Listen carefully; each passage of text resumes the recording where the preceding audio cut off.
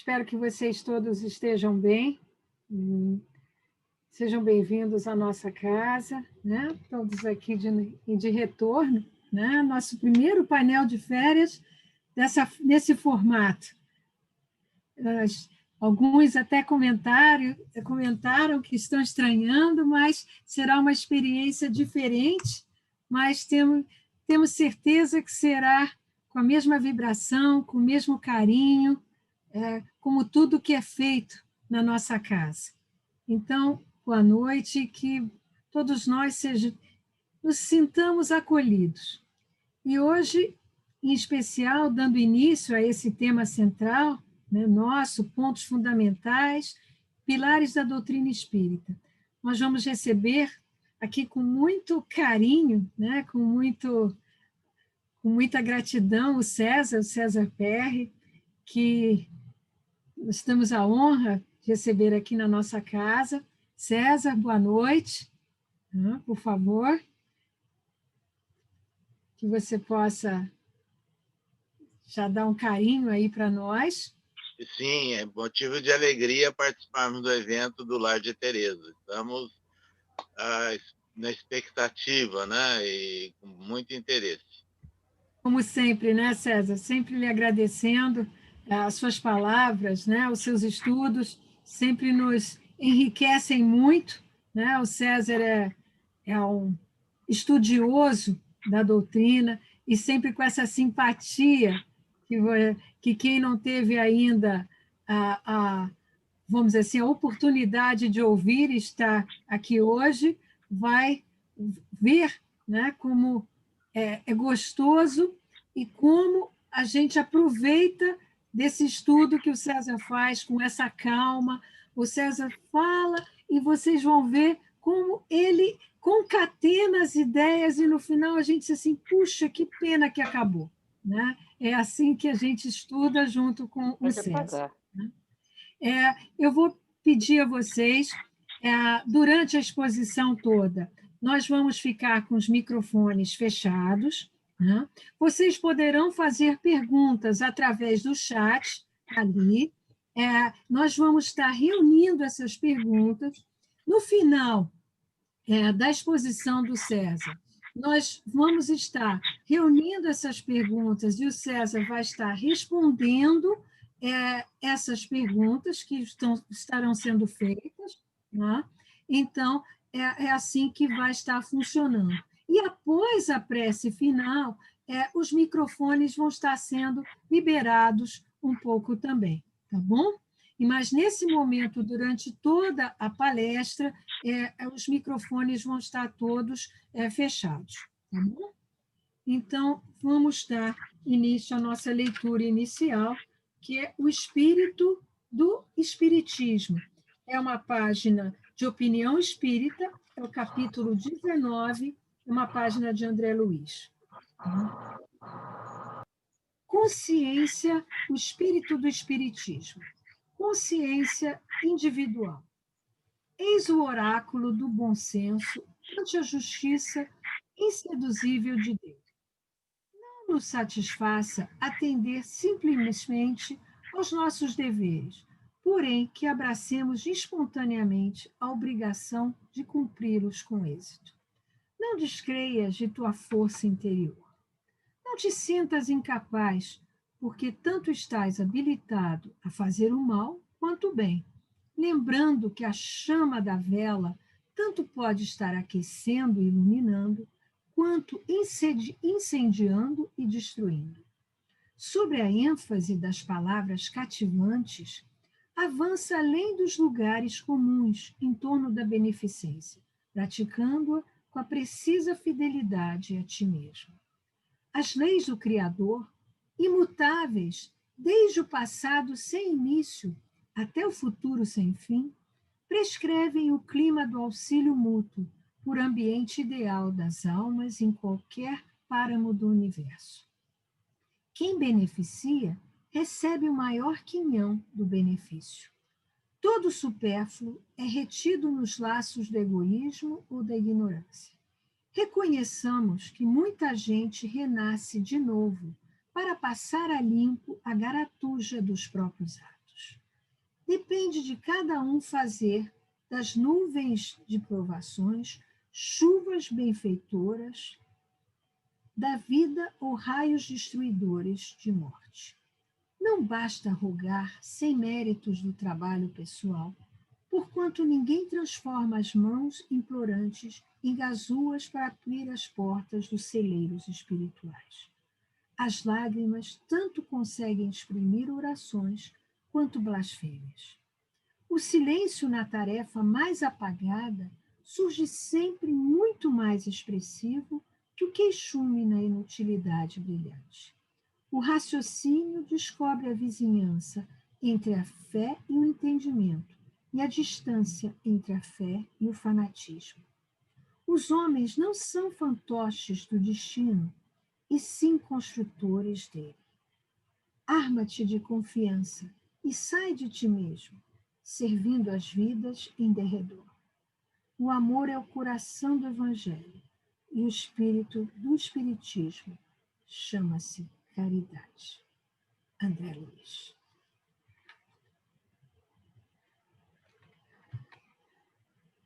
Mestre amado,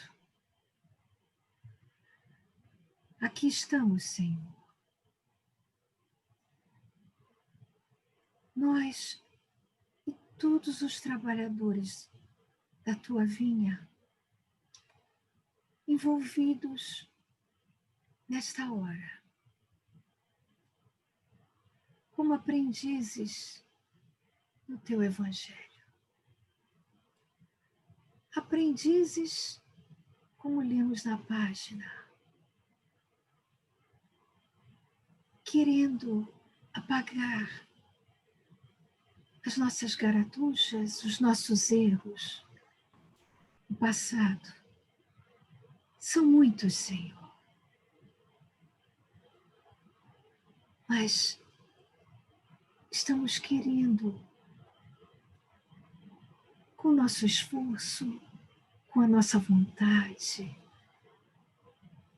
cada vez mais sermos dignos de sermos chamados de aprendizes do teu Evangelho. Envolve-nos, Pai. Envolve a nossa casa. Envolve o nosso César. Envolve a todos nós, para que possamos receber essas palavras e que elas possam ficar em nossos corações, para que possamos absorvê-las, edificá-las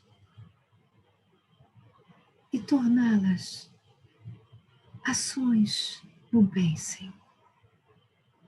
E assim, com tua permissão de Deus nosso Pai, de todos os amigos espirituais da nossa casa, nós pedimos para dar por iniciada esse nosso painel de férias. Assim seja, Senhor. Graças a Deus. César, a palavra é sua, o estudo é seu. Obrigada mais uma vez.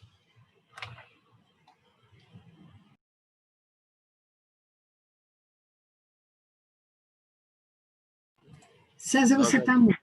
Isso, nós agradecemos o convite, a oportunidade de participarmos, né, desse evento virtual promovido pelo Lar de Teresa, do Rio de Janeiro. E o interessante, nós queremos destacar isso, é que se trata de um evento sobre pontos fundamentais, pilares da doutrina espírita. É realmente digno de nota e de congratulações a toda a equipe pelo fato de estarem valorizando, de estarem destacando, obviamente, que esses pontos fundamentais que emanam das obras do codificador Allan Kardec. Então, isso nós consideramos realmente bastante significativo.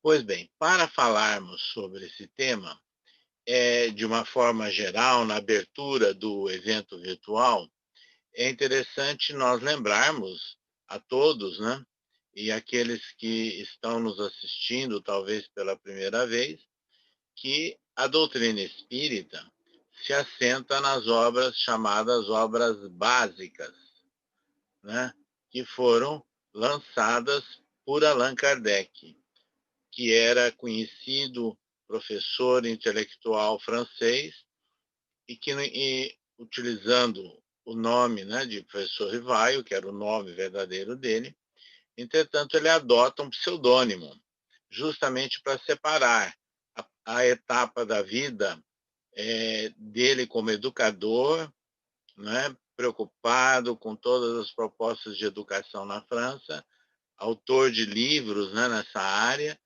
e do trabalho que ele iniciava agora, né, lançando as bases do Espiritismo. Então, utilizando o pseudônimo de Allan Kardec, ele lança o Livro dos Espíritos, como todos sabem, a 18 de abril do ano de 1857.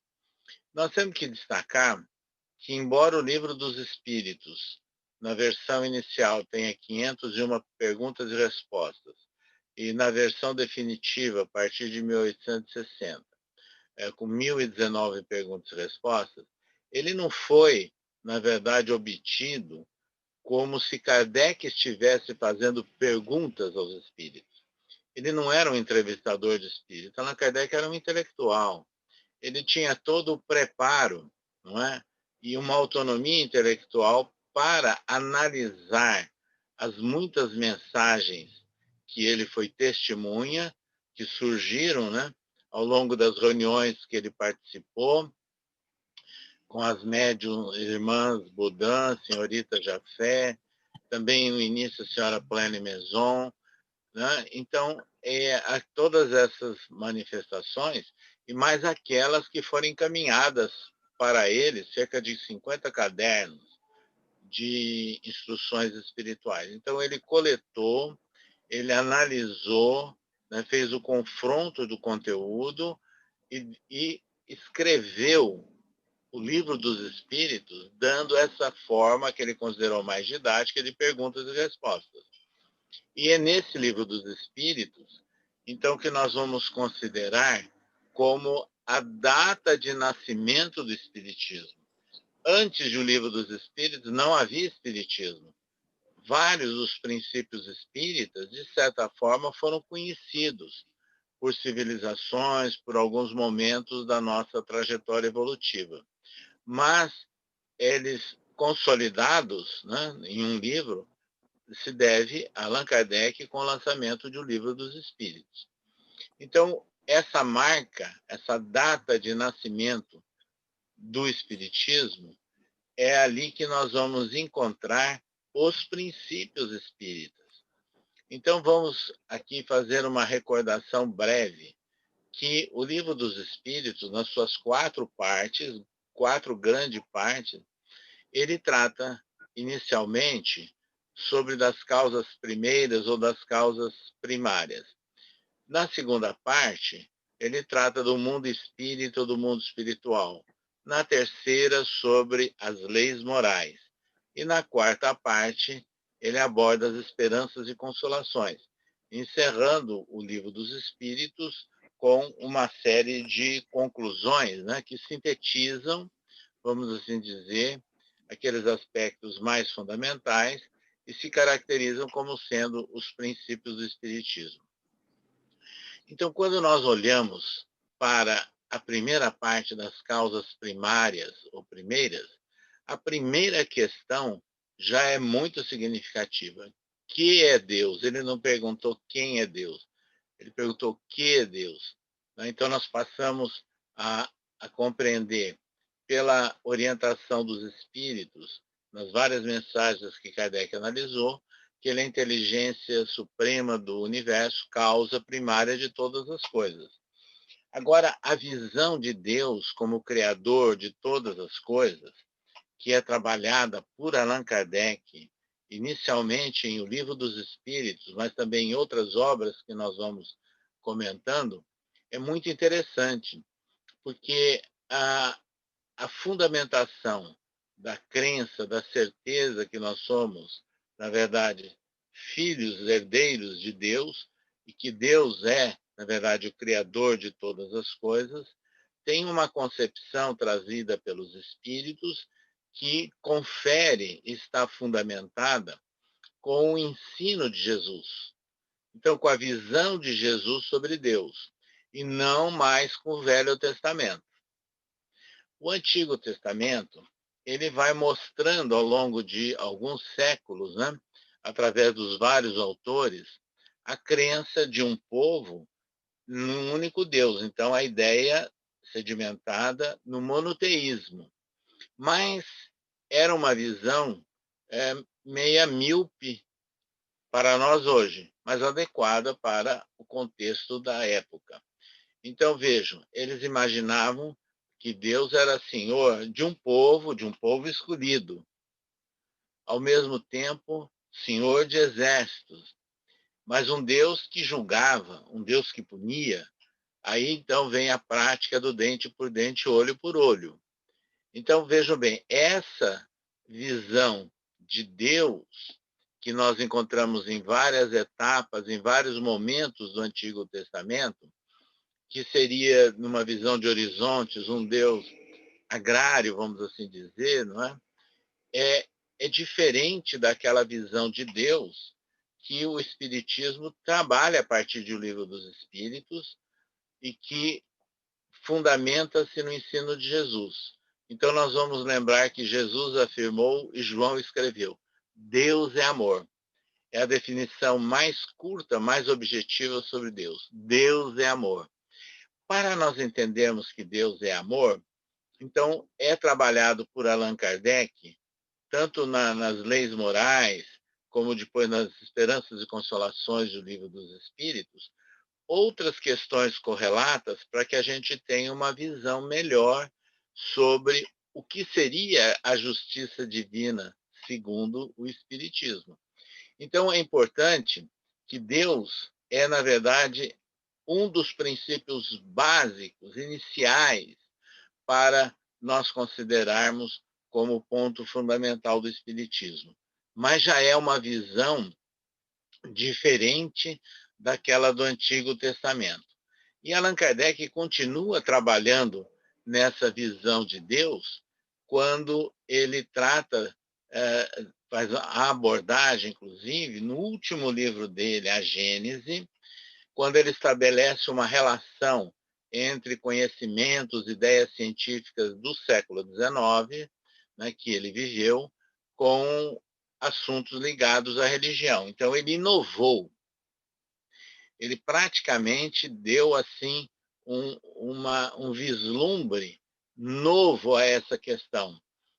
Ele, inclusive, analisa os chamados dias bíblicos, não ao pé da letra, né, como nós encontramos no livro Gênesis, do Antigo Testamento, mas mostrando que os dias bíblicos representam, na realidade, como se fosse milhões ou até bilhões de anos, cada um de grandes períodos geológicos, arqueológicos, da constituição e da evolução da Terra. Então, aí se começa a se aproximar com o conhecimento já da ciência daquela época.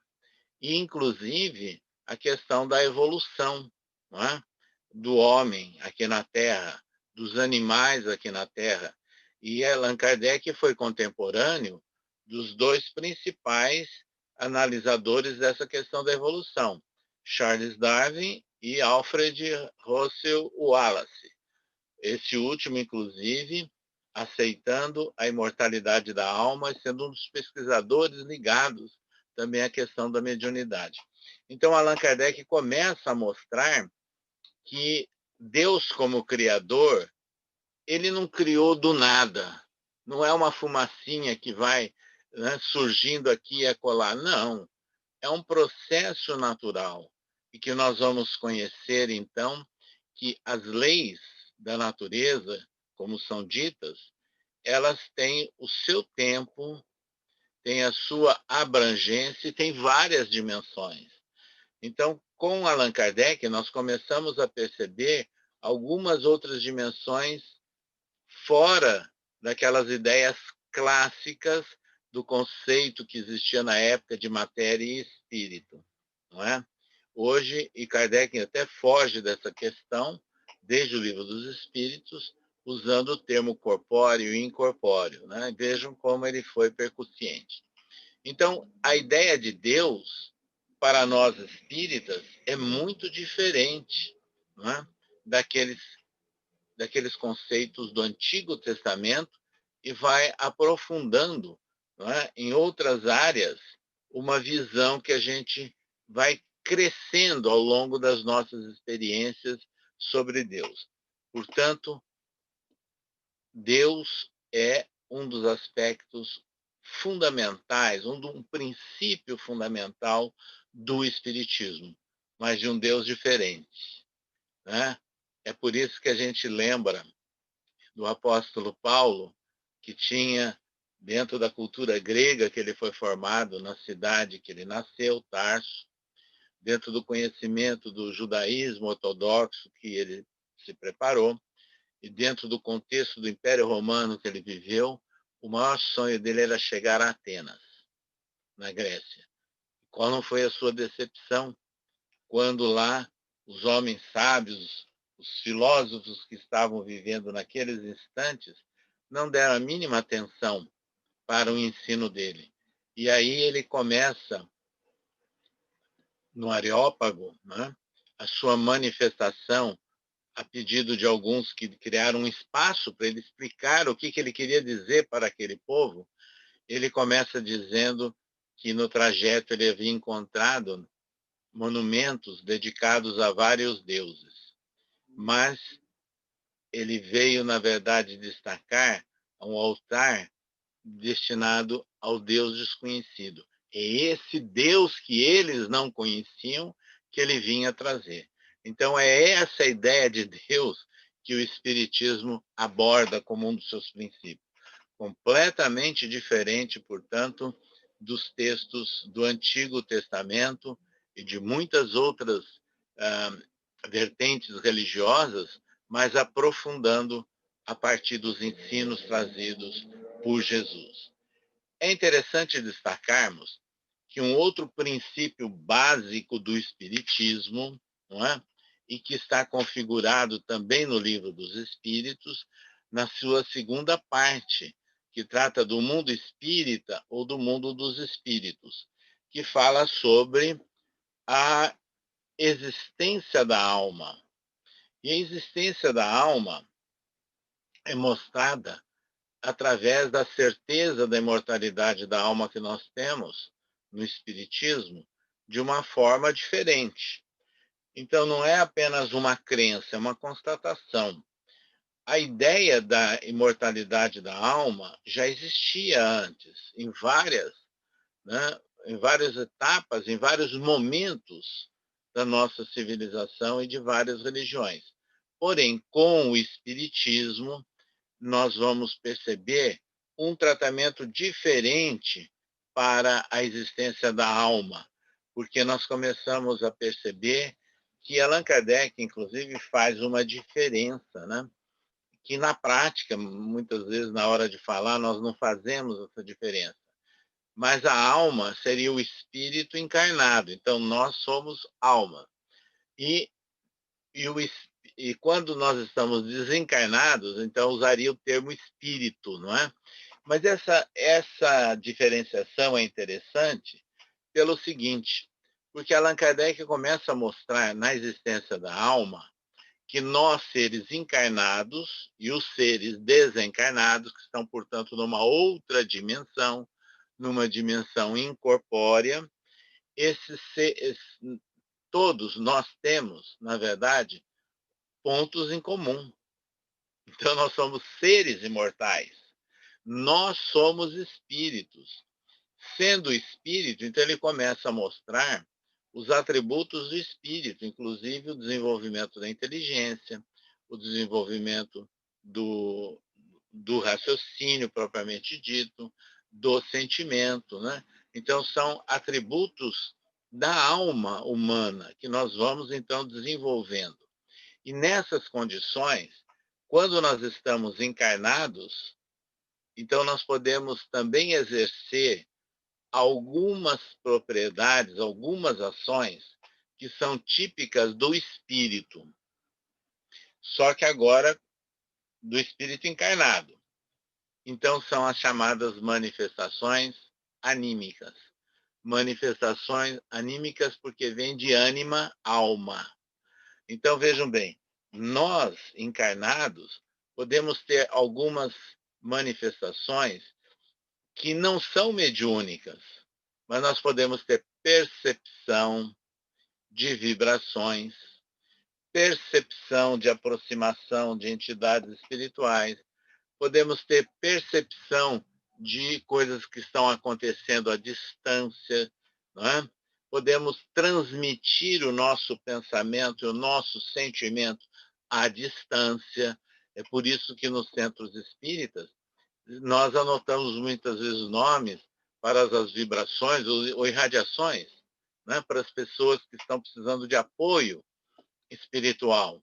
Então, vejam, são manifestações anímicas, manifestações da alma, manifestações do espírito encarnado. Então, quando nós fazemos isso, nós estamos lembrando aqui que há cerca de 50 anos atrás, mais ou menos, 60 anos atrás, quando houve um certo desenvolvimento e muita divulgação da chamada parapsicologia, e que eles estavam provocando fenômenos. Sabe que fenômenos que eles estavam provocando e reproduzindo? Fenômenos anímicos, não fenômenos mediúnicos. Sabem qual a diferença? O fenômeno anímico, nós podemos ser preparados e produzi-los. Nós podemos ser treinados e produzi-los. É lógico que com diferenças individuais, não é? E até pessoas que têm uma maior quantidade de energia, né? Que podem provocar movimentações de alguns objetos. Era isso que a parapsicologia fazia. Então, na verdade, o que a parapsicologia fazia era reproduzir fenômenos anímicos, porque o fenômeno mediúnico não depende só de nós. Então, nós somos o espírito encarnado. Aí, o fenômeno mediúnico, ele se caracteriza quando surge um outro campo vibratório, surge uma outra inteligência desencarnada, entra em contato vibratório conosco, emocional, nos transmite sensações e pensamentos. Então, nós passamos a ser o meio para a transmissão para outras pessoas. Aí vem a palavra médium. Então, a manifestação mediúnica pressupõe uma inteligência desencarnada, quer dizer, um espírito, né, um outro campo vibratório que passa a utilizar das nossas condições para se dirigir a terceiros. Então, aí o médium está no meio, portanto, entre terceiros e os espíritos, através de como? Da sintonia vibratória. Então, Allan Kardec trabalha essas questões. Então, a existência da alma é muito importante, porque o Espiritismo mostra todas essas características. E interessante que um grande pesquisador da primeira metade do século XX, um italiano chamado Ernesto Bosano, ele foi convidado, certa feita, a um grande desafio para apresentar o que ele chamava de uma tese na época, né, num congresso espiritualista e espírita internacional em Glasgow, na Escócia, e o tema era esse: animismo ou espiritismo? Qual dos dois prova a existência da alma?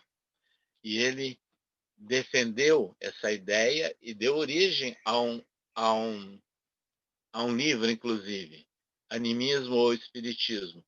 E qual é a conclusão dele? Ambos, porque nós estamos tratando, então, de propriedades e de manifestações dos encarnados e também dos desencarnados, agindo diretamente, às vezes, em alguns casos, né, efeitos físicos sobre a matéria, e outros casos utilizando o médium como intermediário.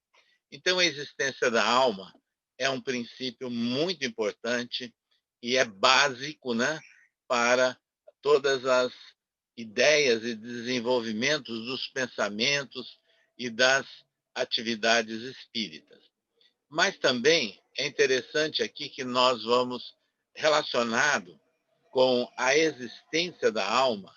Allan Kardec, ele trata também nessa segunda parte do Livro dos Espíritos de um outro princípio, que é a comunicabilidade dos espíritos.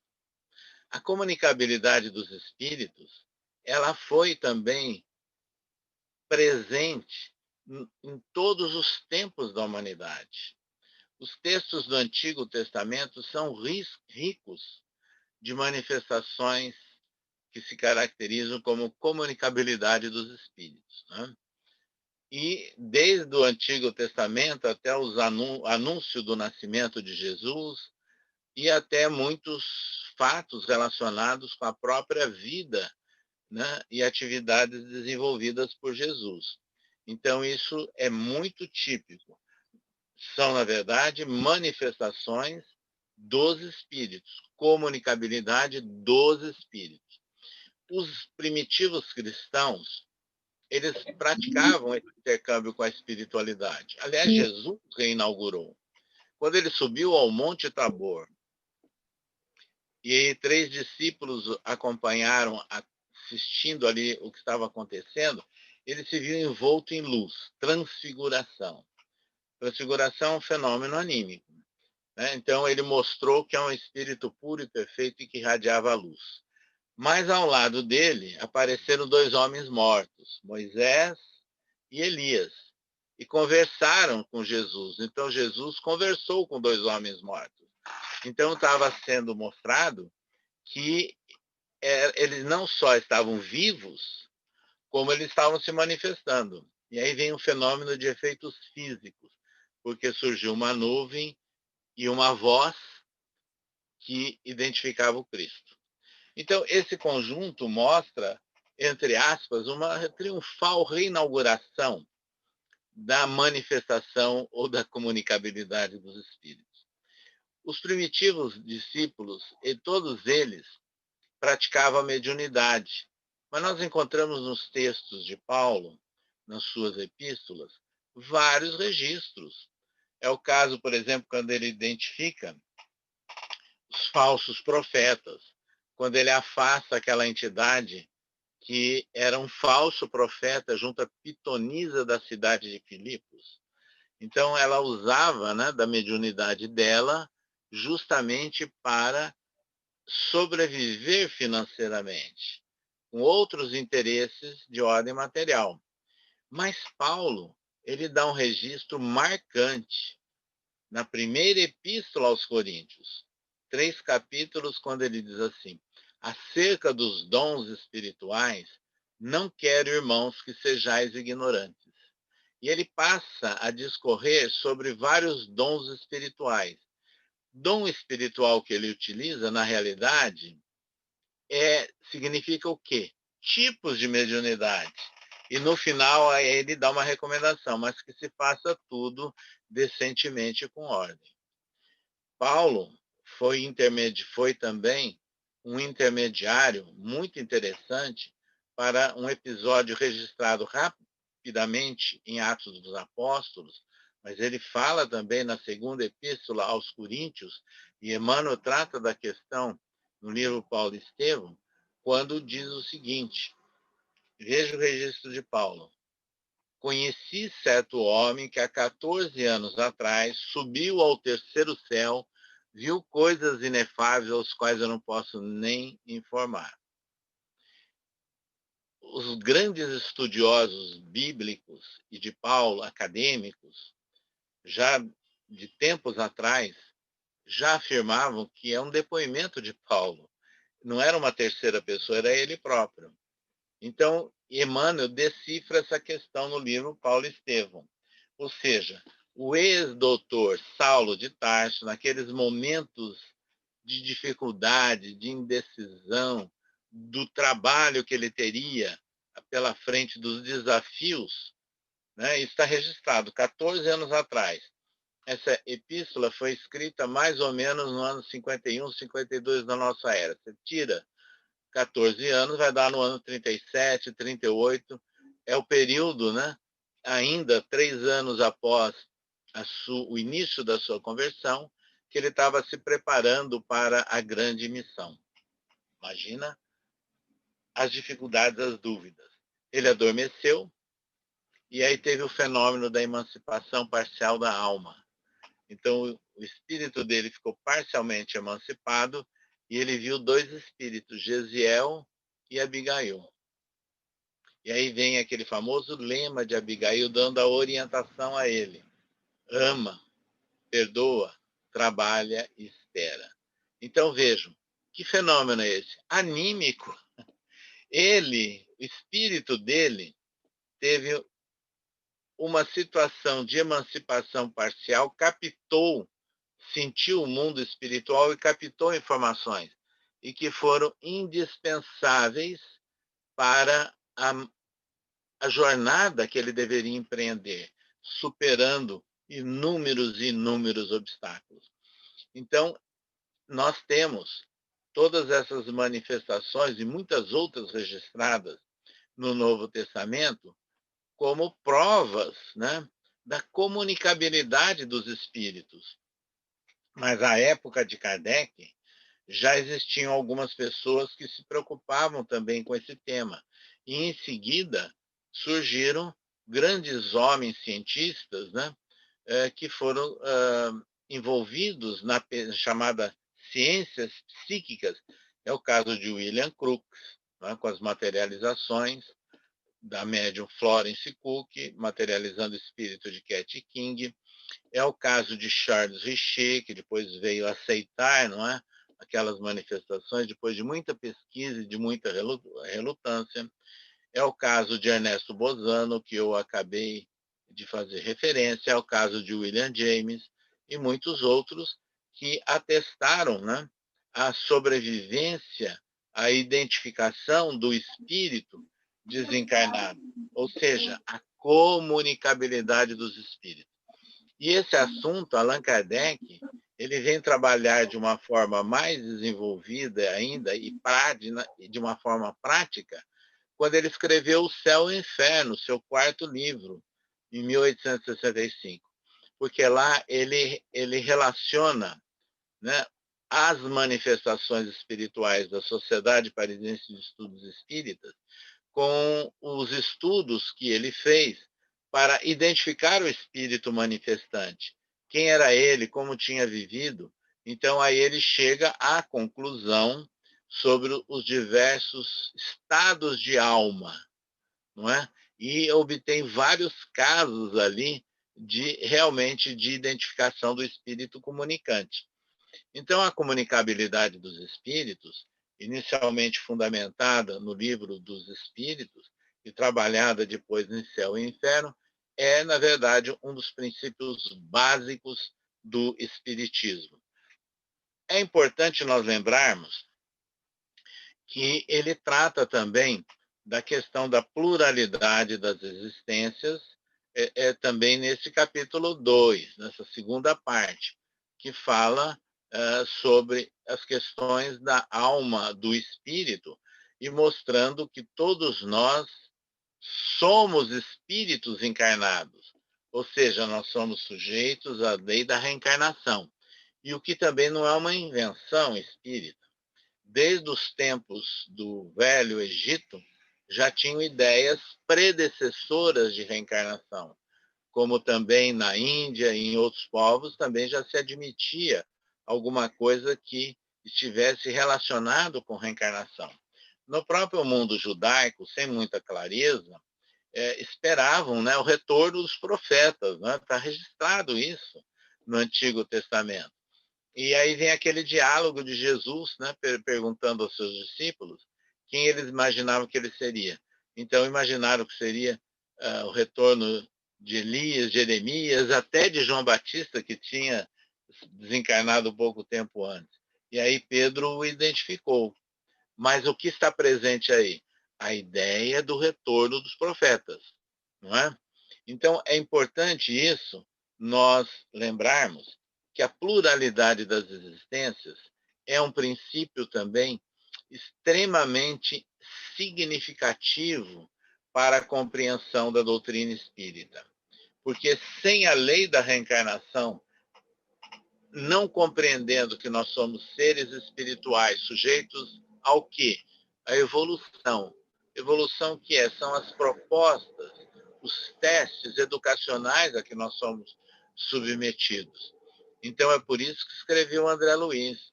A reencarnação é o meio, a educação divina é o fim. Então nós estamos, como seres espirituais reencarnados, não sendo punidos. Isso é muito importante. Aí está a diferença da mensagem da doutrina espírita com outras doutrinas cristãs que falam em punição e Deus como o julgador. Não, o Livro dos Espíritos fala que a lei de Deus está esculpida na nossa consciência. Então, é através do nosso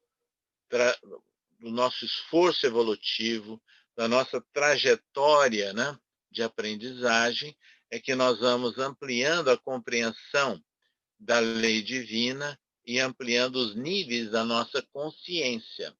E é nessas circunstâncias, então, que acontece o progresso da humanidade. Então, essa é a razão que na lápide, né, lá do Dolmen de Allan Kardec, no cemitério do Père Lachaise, os seus amigos colocaram uma frase que não é de Kardec, é bom nós enfatizarmos isso. Nascer, morrer, renascer ainda e progredir incessantemente, esta é a lei. Então, é através do morrer e do renascer que incessantemente nós estamos caminhando, né, fazendo uma trajetória de aprimoramento espiritual. E é assim que o mundo também evolui. Então, a questão da reencarnação, da pluralidade das existências, é um dos aspectos fundamentais, é um princípio importantíssimo do Espiritismo e que hoje, inclusive, é objeto de pesquisas, né? Principalmente em universidades americanas, e nós temos aqui no Brasil alguns estudos iniciais foram feitos pelo Dr. Hernani Guimarães Andrade, em São Paulo, e nós temos alguns esforços e pesquisas feitos por discípulos, né, desses pesquisadores americanos junto à Universidade Federal de Juiz de Fora. Então, são fatos comprováveis, tanto a existência da alma, né, e a comunicabilidade dos espíritos, como as reencarnações. Então, são princípios indispensáveis, princípios básicos, né, para nós entendermos a doutrina espírita. E a questão da reencarnação aparece depois também no Evangelho segundo o Espiritismo, onde Kardec dedica um capítulo, o importante é nascer de novo, né, com base em Jesus, mas também em outros trechos, né, falando sobre a questão da justiça divina. No céu e inferno é que nós vamos também compreender, nos estados de alma, né, dos desencarnados, a relação entre o tipo de vida de encarnado, de desencarnado, e como se processa a justiça divina. Tanto que o nome original da obra era Justiça Divina segundo o Espiritismo. Então, é um princípio básico, indispensável do Espiritismo. O outro princípio importante que nós vamos destacar aqui é a pluralidade dos mundos habitados. Então, desde o Livro dos Espíritos, Kardec reuniu informações espirituais que nós não somos a única exceção no universo. O único orbe com seres inteligentes. Imagina hoje, quando a gente sabe que são trilhões e trilhões de orbes aí, e de repente nós como a única exceção.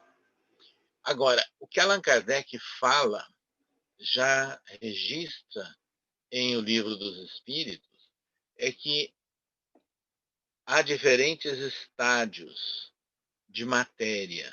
Ou seja, quando nós estamos falando em pluralidade de mundos habitados, não quer dizer que os mundos tenham a feição de seres semelhantes à nossa, humanos ou humanoides. Não, de forma nenhuma. Nós vivemos numa região que está fundamentada no ciclo do carbono. Será que em outros locais seria esse o ciclo básico? Ou pode existir outros conceitos de vida, outras formas de vida em outros órgãos? Então, é muito interessante. Nós não queremos também ficar imaginando, né, que os outros mundos ou a possibilidade de existir formas de vida seja feito à imagem e semelhança do homem aqui da Terra, né? Não é bem assim. Então, e quando ele fala também em formas de vida,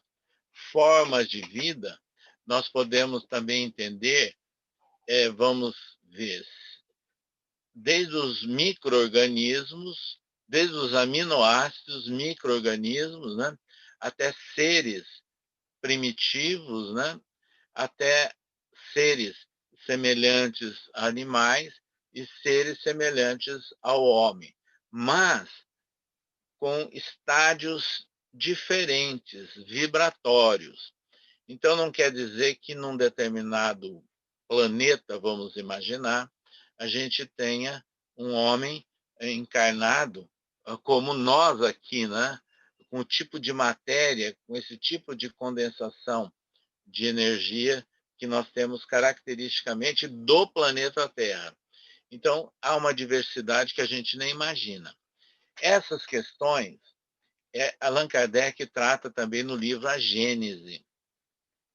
E quando ele entra no livro A Gênese, é interessante, né, que ele inclui mensagens que foram recebidas na Sociedade Parisiense de Estudos Espíritas em Paris por um grande astrônomo contemporâneo de Kardec, que na época de Kardec ele era um jovem idealista, um jovem assim inovador e já conceituado como astrônomo, chamado Camille Flammarion.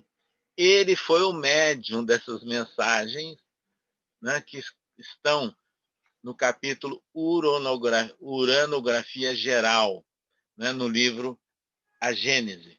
Então é importante que ali Galileu Galilei, o espírito, escreve pela mediunidade ou por intermédio, vamos melhor dizendo, de Camille Flammarion, né, essas informações também sobre os sistemas, né, sobre o universo, de uma forma poética. E eu corrigi a palavra aí, né, fugindo da palavra médium de Camille Flammarion, porque há suspeitas que essas mensagens sejam anímicas, que ele seria a reencarnação do próprio, né? Galileu Galilei. Camille Flammarion teve um trabalho destacado naquela fase, escreveu um livro sobre pluralidade dos mundos habitados, como astrônomo e como aceitando, né, alguns princípios do espiritismo. Muito embora, mais para frente, ele tenha divergido de alguns princípios relacionados com manifestações mediúnicas. É uma outra questão. Mas relacionado com a pluralidade dos mundos habitados, ele é um marco. Pois bem, então esses princípios, né, que nós falamos, que são básicos do Espiritismo, nós não poderíamos deixar de citar que entre praticamente um princípio, um ponto fundamental e indispensável para o conhecimento e a prática do Espiritismo, é a terceira parte do Livro dos Espíritos, que fala das leis morais. Ou seja, as leis morais que emanam dos ensinos de Jesus e que Kardec trata como aquelas grandes leis da natureza, né? E são importantes. e assentadas nas leis morais de Jesus, trazem a proposta, efetivamente, de uma base, uma proposta inovadora para uma nova civilização, para o nosso mundo, para uma nova etapa. Ou seja, de respeitar ao próximo como a si mesmo. Não é? Essa é a essência dos ensinos de Jesus e que estão, na verdade, sintetizados no Sermão das Bem-aventuranças. O Sermão das Bem-aventuranças é uma autêntica carta magna do cristianismo, que é ali é que nós encontramos tudo aquilo que é base para a, a melhoria da civilização e o futuro da humanidade. É assentado, portanto, nas leis que Jesus nos trouxe. E é interessante que tudo isso depois é trabalhado detidamente por Kardec, não na forma mais genérica ou filosófica de O Livro dos Espíritos, mas trabalhado em O Evangelho segundo o Espiritismo, porque aí ele faz ilustrações, comenta especificamente versículos do Novo Testamento e coloca também as parábolas de Jesus, os exemplos de vida de Jesus. Então nós vamos aí, sem dúvida nenhuma, compreender a razão de ser do Espiritismo e do capítulo 6 do Evangelho segundo o Espiritismo, quando ele trata do Cristo Consolador, né? Que é aquela promessa de Jesus, registrada por João, que ele partiria, mas não nos deixaria órfãos, e que no momento oportuno ele enviaria o Consolador que restabeleceria a verdade e nos ensinaria mais algumas coisas. É o papel do Espiritismo de restabelecer a essência do ensinamento de Jesus, a base do cristianismo primitivo, trazer à tona isso sem as peias que foram, na verdade, agregadas, né, ao todo o desenvolvimento das ideias cristãs ao longo dos séculos. Então, é essa base é que deve ser revigorada pelo Espiritismo e que consiste no seguinte: acolhimento das pessoas, o consolo das pessoas, o esclarecimento e a orientação. Então, é o grande papel dos centros espíritas, exatamente esse. Mas isso só se faz possível com aquela visão ampliada de Deus, amor, com a certeza da imortalidade da alma, que nós somos seres imortais, conhecendo através da comunicabilidade dos espíritos que os nossos entes queridos não estão mortos e nem perdidos, mas eles estão numa outra dimensão.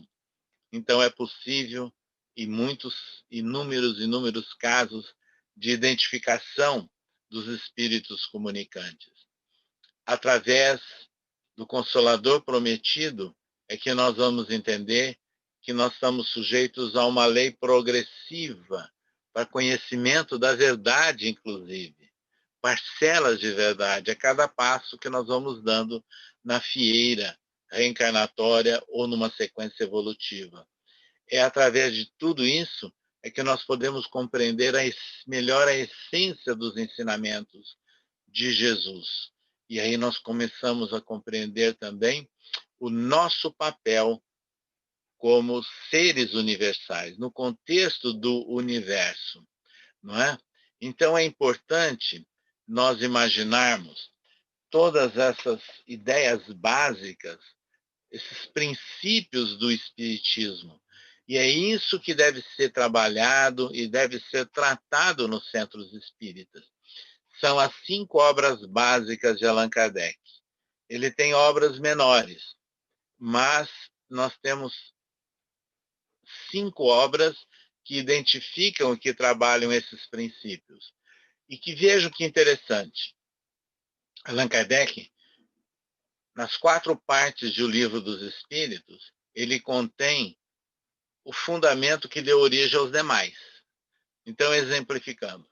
A primeira parte que fala das causas primárias ou causas primeiras, deu origem futuramente ao último livro de Kardec, a Gênese, lançado em 1868, onde ele trata exatamente dessas leis da natureza, onde ele trata das predições, onde ele trata da interpretação dos chamados milagres registrados no Novo Testamento.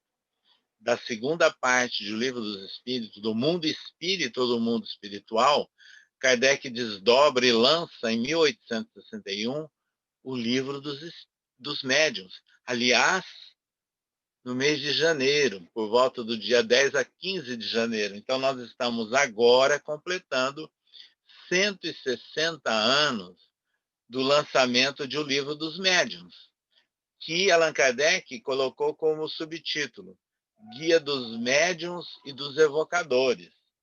Então, é a obra indispensável para orientar a prática da mediunidade de acordo com o Espiritismo, o Livro dos Médiuns. Da terceira parte de O Livro dos Espíritos, Kardec desdobra e surge, em 1864, o Evangelho segundo o Espiritismo.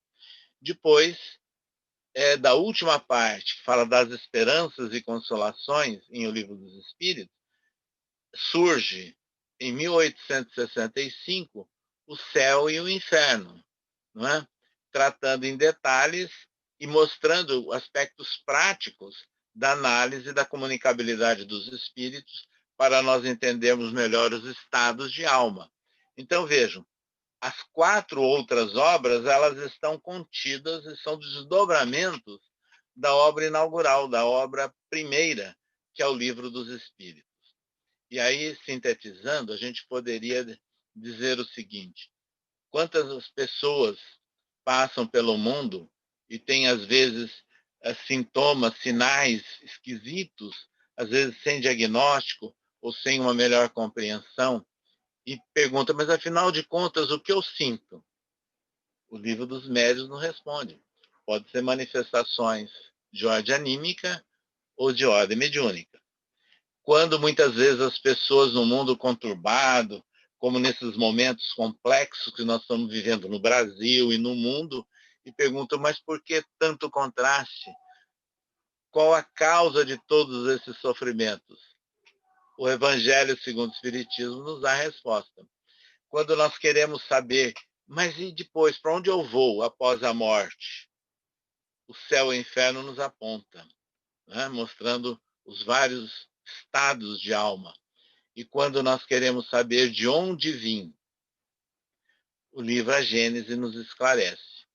E no conjunto, para nós entendermos a nossa problemática, quem nós somos, o nosso ser, nós encontramos esses fundamentos no céu e no livro dos Espíritos e nos seus desdobramentos dessas 4 obras básicas que nós citamos de Allan Kardec. Para finalizar a apresentação e dando um espaço depois para atender algumas perguntas, nós gostaríamos de enfatizar que realmente foi significativo e importante o Lar de Teresa estar promovendo esse evento virtual, né, chamando a atenção sobre os pontos fundamentais, os pilares, né, da doutrina espírita. E nós queremos enfatizar o seguinte, que numa época de tanto modismo, de tantas opiniões próprias de encarnados e de desencarnados também, com tanta literatura esparsa que nós vemos aí, aventureira, com muitas deturpações, com muitos psicologismos, com muitas ideias, né, de tratamento das pessoas, fugindo das ideias espíritas propriamente ditas, nós gostaríamos de dizer que é indispensável que nos centros espíritas nós mantenhamos sempre a nossa fidelidade à obra básica de Allan Kardec, que essa foi a orientação que Emmanuel deu a Chico Xavier quando era um jovem de 21 anos de idade, 4 anos já praticando a mediunidade, à beira do açude, lá em Pedro Leopoldo, que Chico trabalhasse sempre fiel a Jesus e a Kardec. E se ele um dia, Emmanuel, ensinasse alguma coisa diferente de Jesus e de Kardec, que Chico o abandonasse. E o Chico manteve, né, fiel a essa orientação de Emmanuel e colocando em prática a recomendação final, que ele repetiu 3 vezes, a palavra disciplina, disciplina e disciplina.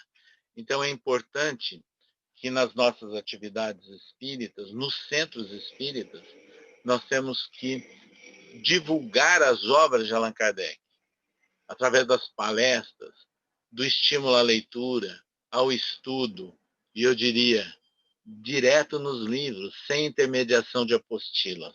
As pessoas têm que aprender a consultar diretamente nas obras básicas. A propósito, nós gostaríamos de lembrar que no ano de 1975, a União das Sociedades Espíritas do Estado de São Paulo, a USE, aprovou no seu Conselho Deliberativo Estadual a campanha Comece pelo Começo, que foi criada por um publicitário, Meri Seba, que se encontra encarnado em nossos dias também. E essa campanha, Comece pelo Começo, parece uma redundância, né? Mas é óbvio que nós temos que começar o Espiritismo, a estudar e a compreender o Espiritismo, pelo começo do Espiritismo, que são as 5 obras básicas de Allan Kardec. Então, essa campanha Comece pelo Começo, no período em que nós somos presidente da Federação Espírita Brasileira, numa reunião do Conselho Federativo Nacional em novembro de 2014, ela também foi aprovada em plenário, né, do CFN da FEB. Então, nós deixamos aqui a lembrança e a sugestão para que nós, nas nossas atividades, nas várias instituições espíritas, mantenhamos viva a campanha Comece pelo Começo. Comecemos pelas obras básicas de Allan Kardec.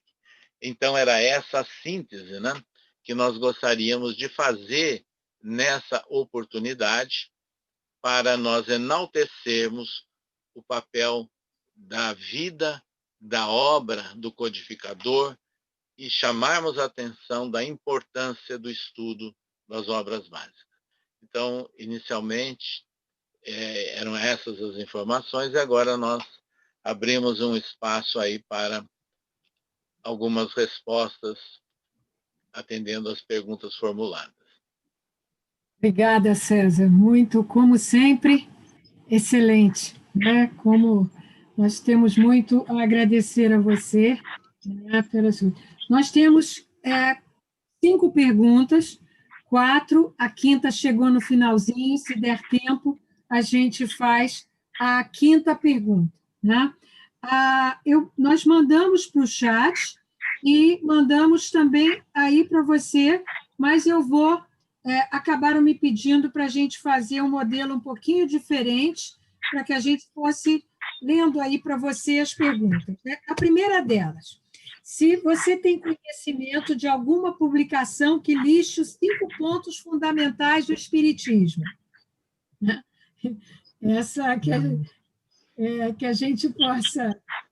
Olha, numa única publicação, eu não me lembro assim, sou sincero em dizer, mas nós temos na literatura espírita muitos livros, né? Por exemplo, através da psicografia de Chico Xavier, Emmanuel escreveu livros comemorando, na época, o centenário do aparecimento do Espiritismo. Quer dizer, nós estamos falando de meados do século XX. Então, ele lançou um livro chamado Religião dos Espíritos, comentando os principais itens da obra básica inicial, o Livro dos Espíritos, e que ele chamou Religião dos Espíritos. Veja que interessante. Depois ele lança o livro chamado um livro sobre o Livro dos Médiuns, Seara dos Médiuns, enaltecendo também aspectos destacados da obra básica, o Livro dos Médiuns, mas relacionando com o ensino moral de Jesus, mostrando a praticidade da mediunidade do ponto de vista espírita e, obviamente, com base na moral de Jesus. Aí ele lança o livro intitulado o que trata palavras, o livro da esperança, estava confundindo aqui, o livro da esperança, que aborda o livro Evangelho segundo o Espiritismo, analisando assim, até relacionando versículos, né, com trechos de Kardec comentando o Evangelho segundo o Espiritismo.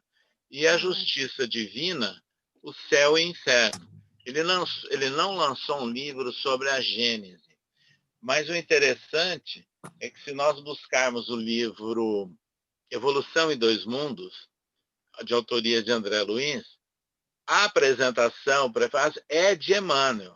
E o que ele destaca lá? O papel do perispírito.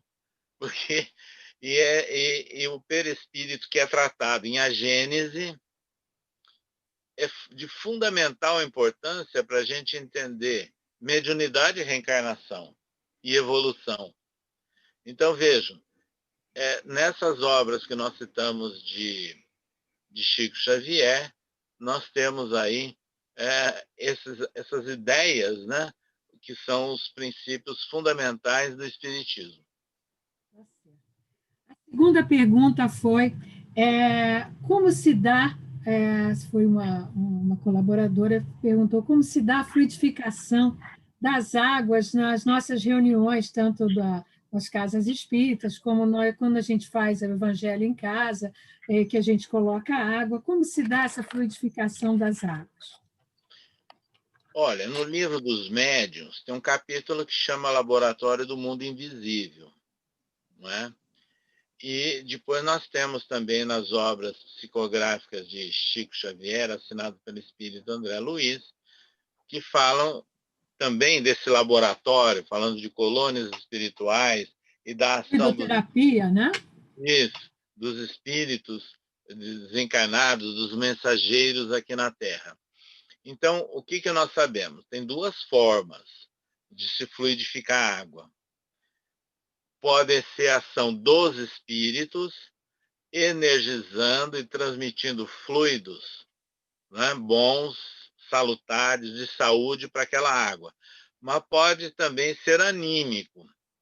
Se nós estivermos preparados e voltados com desejo de prestar um serviço, de doar uma sensação boa, e isso tem um estudo de um japonês, que não me lembro o nome dele, de uns 30 anos atrás, que mostrou a ação do pensamento humano sobre a água, né? Sobre a movimentação de cristais da água, né? Até de música, né? Ele mostrou isso. Então, é importante nós lembrarmos disso, porque mostra que nós, encarnados, nós podemos também impor as mãos e transmitir energias positivas, vibrações positivas que estarão energizando e que, havendo mérito nosso e mérito do recipiente, a gente sabe que os espíritos encarnados também secundam e apoiam. Então, a fluidificação das águas, ela, na verdade, sintetizando, ela acontece dessa forma.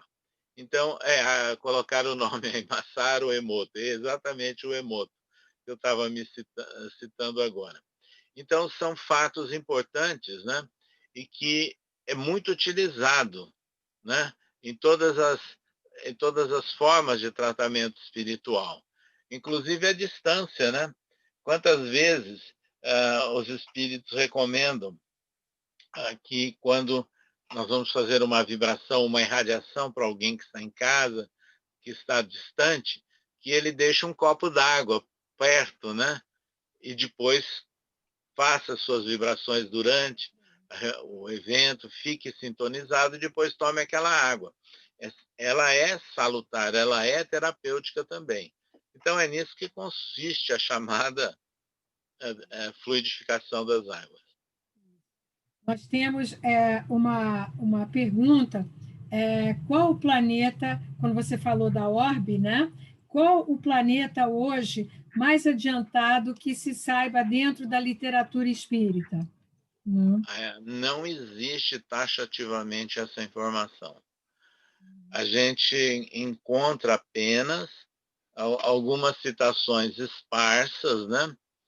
Por exemplo, no livro A Caminho da Luz, assinado pelo Espírito Emmanuel, ele faz referência que do sistema de Capela, porque Capela é um sistema, uma estrela, que tem vários orbes, né? Vários planetas. De lá teriam vindo espíritos aqui para o nosso planeta, né? Alguns milhares de anos atrás, e que eles vieram numa situação de degradados, vamos assim dizer, mas é um processo de aprendizagem. Não acompanharam o progresso lá, vieram aqui, né, passar por alguns limites, algumas dificuldades e incentivar o progresso local. E que alguns já teriam retornado, outros estão por aqui também ainda.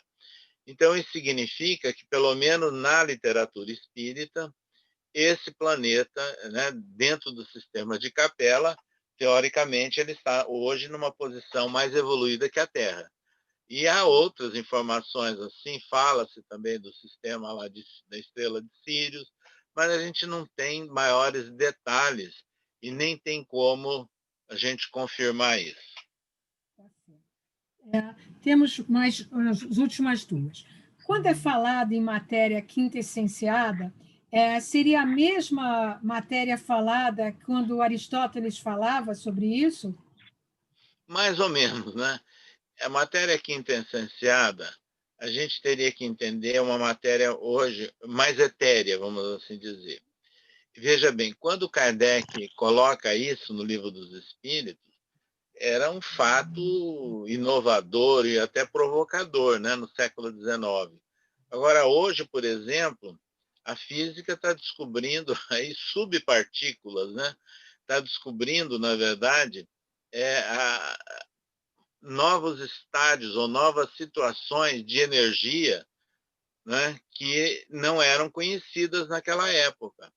Então, a gente tem que entender que existe até uma frase, né, que a matéria seria energia coagulada. Uma frase de André Luiz, não é? Então, vejam bem, tem muitas formas hoje, ou estádios de energia, que fazem essa intermediação com o chamado mundo corpóreo, que a gente não pode também falar mundo material ou mundo imaterial dentro dos conceitos, né, que existe hoje dentro da própria ciência. Aliás, Kardec fugiu de falar de mundo imaterial e mundo material. E hoje a gente compreende isso mais claramente. Então, nós estamos aqui, por exemplo, e nós podemos ter no nosso ambiente outros estádios de matéria, de energia. Então, eu vou dar um exemplo muito fácil, assim, muito simples. Quando alguém se submete a um exame radiográfico, o corpo da pessoa é atravessado por partículas. Essas partículas são formas de matéria. Não deixam de ser, mas elas nos atravessam e registram. Quando nós estamos num ambiente aí, como agora, nós estamos sendo bombardeados também por partículas de luminosidade que transmitem o som, transmitem a imagem, não é? Transmitem várias formas, né, de, de episódios que hoje são detectados pelos nossos aparelhos. Antigamente isso não era conhecido. Então, veja que nós estamos chegando numa fase que fica mais fácil a gente compreender o que seria, então, o chamado mundo espiritual ou mundo incorpóreo. O senhor falou, e até na época que o senhor foi presidente da FEB, até o senhor fez uma campanha grande, até para que a gente voltasse a resgatar a codificação, né? E não nos afastássemos da codificação e comecemos pelo começo. Né? E isso, a nossa última pergunta é muito forte, até vem muito em cima disso também. E como convidar irmãos ao exame dos princípios da doutrina espírita em tempos tão refratários à fé raciocinada, né? Isso a gente veio sentindo, e como o senhor nos orienta um pouco em cima disso. Veja bem, a pergunta ela é oportuna, sim, porque nós temos que utilizar do espaço oferecido pelas casas espíritas para abordar os temas de uma forma que sejam entendíveis por aquele público-alvo do centro, que esse público-alvo é diferente, né? Você, por exemplo, o Lar de Teresa em Copacabana tem um público-alvo. Se você buscar um público de um outro bairro do Rio de Janeiro, né? Da Benfica, Grajaú e outros bairros, nós poderemos ter um público diferente. Se nós chegarmos num centro espírita perto de uma comunidade ou dentro de uma comunidade, também esse público será diferente. Então, é isso que tem que ser modulado, pensando no público-alvo, a primeira coisa. E aí nós temos que tratar do assunto de uma forma mais objetiva, clara e a mais simples possível. O grande problema que a gente tem notado nos centros espíritas é que são as pessoas, às vezes, que, na melhor das boas intenções e das boas vontades, querem demonstrar conhecimento quando falam. E aí é que as coisas pegam, porque a pessoa, às vezes, não está feita ou não tem base para falar de ciência, não está feita ou não tem base para falar de filosofia, às vezes de religiosidade no sentido espírita, e às vezes começa a misturar um monte de coisa e falar difícil. Aí fica um palavrório bonito, mas pouco entendível pelas pessoas. Então a gente tem que pensar muito nisso. E as obras básicas de Kardec, nós temos que pegar esses princípios básicos e relacionar com fatos da vida e situações simples da vida das pessoas, Cotidiano, né? o cotidiano. E aí sim é que vai mostrar que nós não estamos falando aí de uma atmosfera distante, nós estamos falando de alguma coisa do dia a dia das pessoas. Então, isso é básico.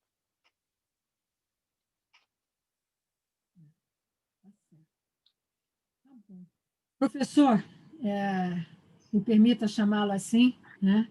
Eu já chamei-o assim em outros momentos.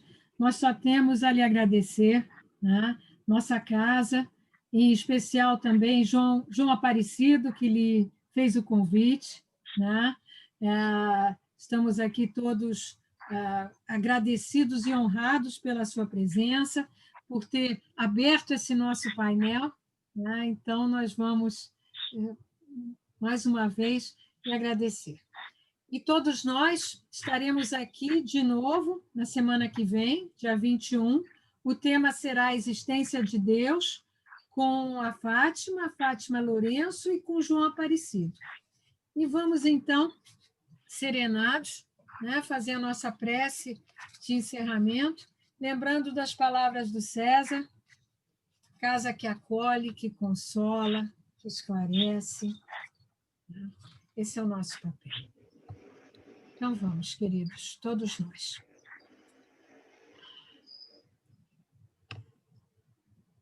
Mestre querido, muito lhe agradecemos e lembrar das palavras de toda essa retrospectiva que o nosso companheiro César fez conosco essa noite. Desde a leitura da página inicial, em que André Luiz nos recordou o espírito do Espiritismo é a caridade. Que o nosso esforço em estudarmos para que possamos nos alicerçar na codificação, para que possamos compreender cada vez mais esses conceitos, Senhor. Porque compreendendo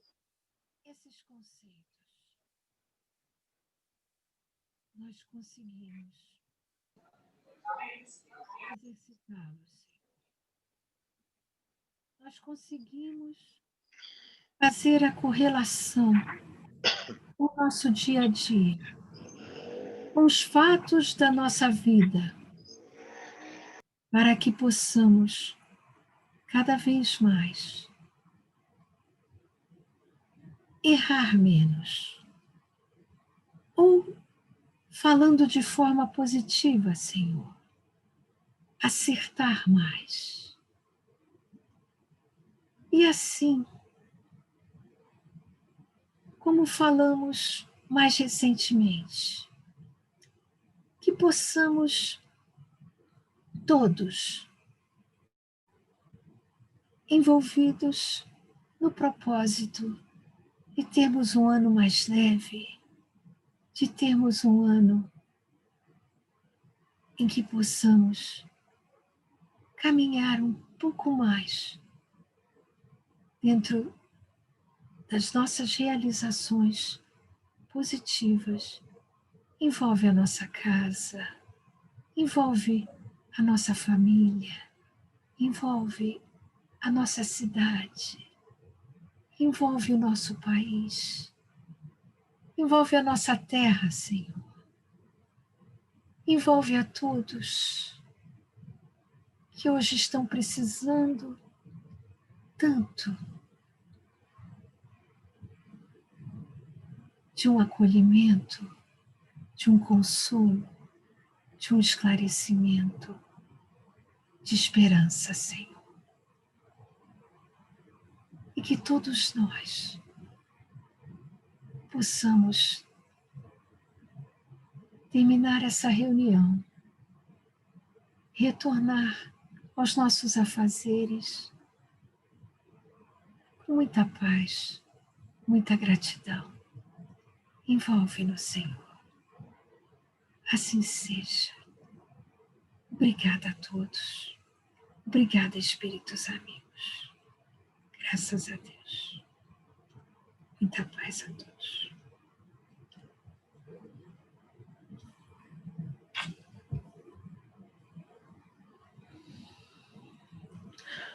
Obrigada a todos e até semana que vem. Obrigada, César, mais uma vez. Obrigada a todos que trabalharam no bastidores, Narcisa, João Pedro, Rafael, João, todos que puderam, Laís, que puderam fazer com que esse evento acontecesse.